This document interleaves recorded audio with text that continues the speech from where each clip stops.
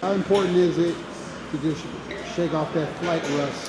Man, I already did. I already went for a 20-minute run outside in Vegas. I like to, as soon as I get to the city I'm at, I definitely go outside, take that local air in, and get a sweat, try to get that flight out of me right away. Came back, took a nap, and get our rounds in tonight.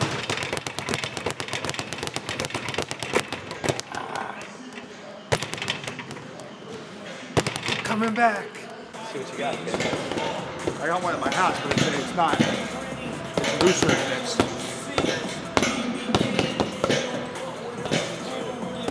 it's hard.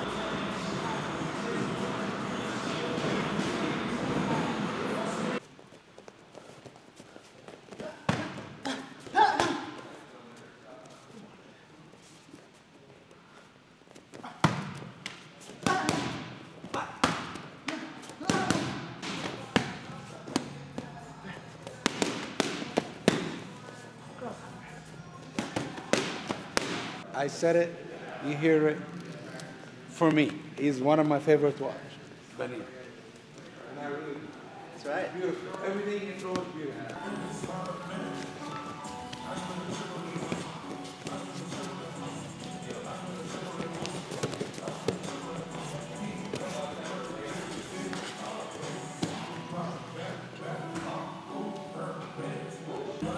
Light, not light.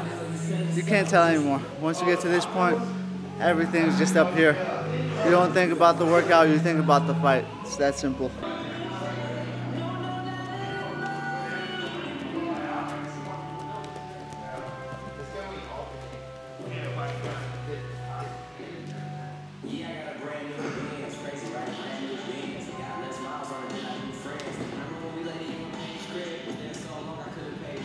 What's the hardest punch you guys have from a welterweight or middleweight? You can compete with me.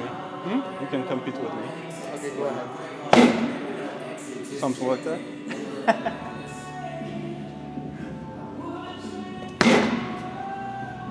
Not bad. Okay, now let's do a real punch.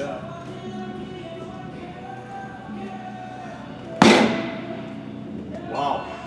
So is there a day where you typically like to kind of start tapering it down, or you just... This is considered tapering because you're so focused on the fight.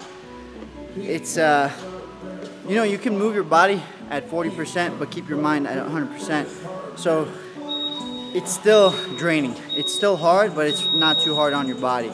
So, you know, people always talk about doing like drilling and things like that, but even if you're drilling, if you're doing it with 100% focus, it's gonna tire you out mentally, which is okay because you can recover faster mentally than you can physically. Physically, sometimes you break yourself down and it takes a long time. Well, mentally, all you need is a nap. Go.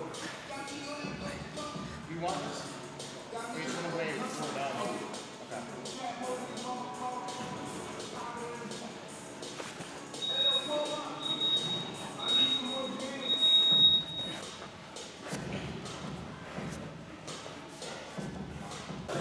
This guy's a beast.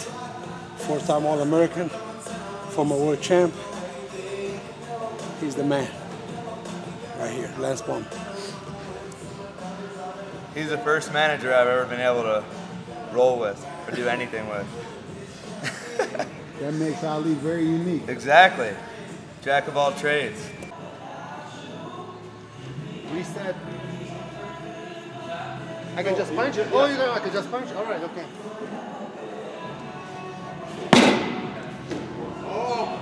Wow. 68. Not bad. You might have not been lying. No, that's my biggest focus right now. I haven't been sparring. It's almost a blessing, you know, getting my teeth injured because I love sparring. It's just fun, you know, going there, have fun. But not being able to spar is a good thing right now because I'm just working on my technique, keeping my body healthy, getting strong. So by the time I get into camp again, I'm already in shape. And I'm not worried about getting in shape while I'm in camp. I'm just focused on getting better, you know. So we don't have a day right now. So every day I just try to get a little bit better. That's all I can do. It seems like he's getting faster by age. Or I'm just, maybe I'm crazy. That's just how I see it. Good hip movement.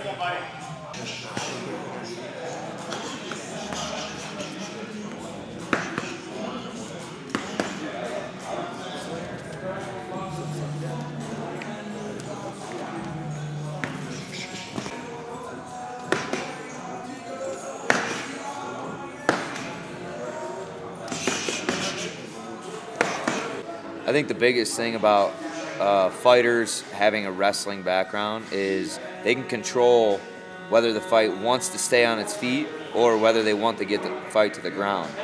And that's a huge aspect that you can't just learn in one fight camp. There's guys that they bring in super high-level wrestlers for their fight camp, and they have a stand-up background, and they go in the fight and you see them getting taken down over and over again. It's because you can't just learn wrestling in a 12-week period or even a 6-month or 1-year period. You have to. There's guys that have been wrestling since little kids who aren't even very good at wrestling.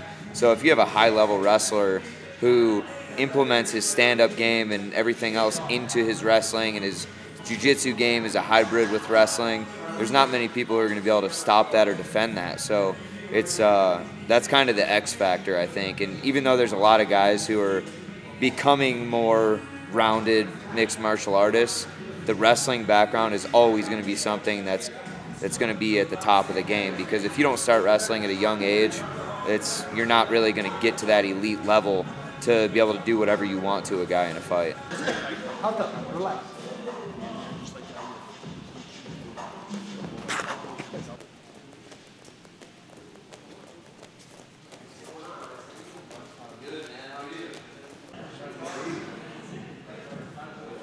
See, he hitting it right on the bullseye. It's perfect.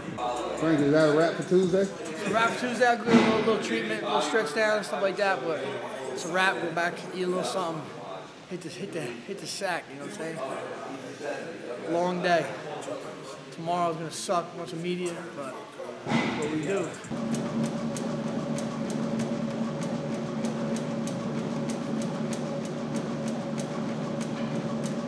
First concern, we have a Jana here. This is our home girl. You can point there. She's fighting for a title with one of the best female fighter. She has people underestimate her, don't believe in her success, but I really have a feeling. I really believe in her. I know that she's gonna walk out of the cage with this belt, brother. Belt. Gold belt. You're making me tired, Jana. Talk about Jana. Talk about just the opportunity she got this Listen, week. man. Listen, Jana was brought to the UFC to fight Sarah McMahon. The opportunity, the UFC called, said, hey, can't you fish outside border? I called Jana. She said, it's nothing better opportunity to fight for a UFC world title and get paid a lot of money. And, you know, she's a world champion too. She's a other promotion world champion. She's a great striker. And I'm gonna tell you something. She's gonna shock the world. I really believe so. A lot of people all the time looking down people, but I think she believes she's gonna win. I believe she's gonna win. And on Saturday night, you're gonna have a new champ.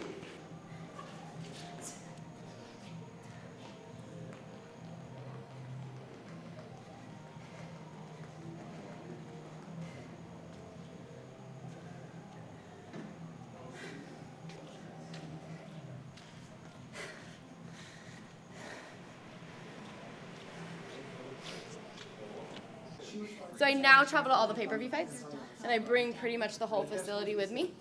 So the athletes have access, and we're kind of seeing how that goes, feedback-wise. Are they using you, or you feel you're not getting used enough? Right now it's perfect. I probably see about 15 a day on the card. Yeah. So. And they're just looking for looseness. Looseness, tightness. A lot of them have little injuries, nagging injuries, things that just, they're dealing with at home or, after a fight camp, like a little bit shoulder impingement, a little bit of hip impingement, neck tightness, that kind of stuff. And just kind of working those kinks out before. 9 years ago, when I used to train out Frankie at the hand zone, he was a world champion. And I managed nobody. And he gave me the opportunity to start my whole management career. And without him, I wouldn't be here today. That's all you, buddy. Seriously, this is the truth.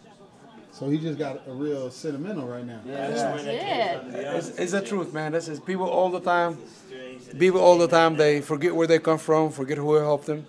And Frankie, the guy in the UFC, put me on the map. This is one, and 9 years later or 8 years later, we all the same crew, the same faces. Vinny at the time was 10 years old. Now he have a hair on his face. You was training early. I heard you said you was training earlier, and then you got on the plane and you got here. Yep, training, then went to sparring, then went to the pizzeria, then hit the flight, and then Mr. Edgar rolling, looking good. Feels good here. All right, homie right here. This one too.